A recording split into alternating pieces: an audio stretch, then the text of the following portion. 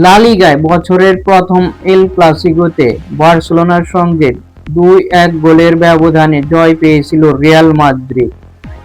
তখন রিয়ালের ভক্ত সমর্থকেরা মনে করেছিল এবারের লা লিগা শিরোপাটা হয়তো রিয়াল মাদ্রিদের ঘরেই যাচ্ছে। কিন্তু হঠাৎ করে রিয়ালের খেলার ছন্দে পতন ঘটে। টানা 3টি লা লিগা ম্যাচ ড্র করে তারা এলচে, জিরোনা এবং রায়ো ভালকানোর সাথে ম্যাচগুলো ড্র করে। মাঝের একটি ম্যাচ অ্যাথলেটিকো ক্লাবের সাথে বড় ব্যবধানে জয় পেলেও গত রাতে সেল্টা ভিগোর কাছ থেকে তারা লজ্জার এক হার উপহার পায়। সান্তিয়াগো বার্নাব্যুতে সেল্টা ভিগো রিয়াল মাদ্রিদকে 2-0 গোলের বড় ব্যবধানে হারায় তারা। এতে করে লা লিগার শিরোপা থেকে অনেকটাই ছিটকে যায়। বার্সেলোনার লা লিগার প্রথমে বার্সেলোনার সঙ্গে 4 পয়েন্টের ব্যবধান বেড়ে যায়।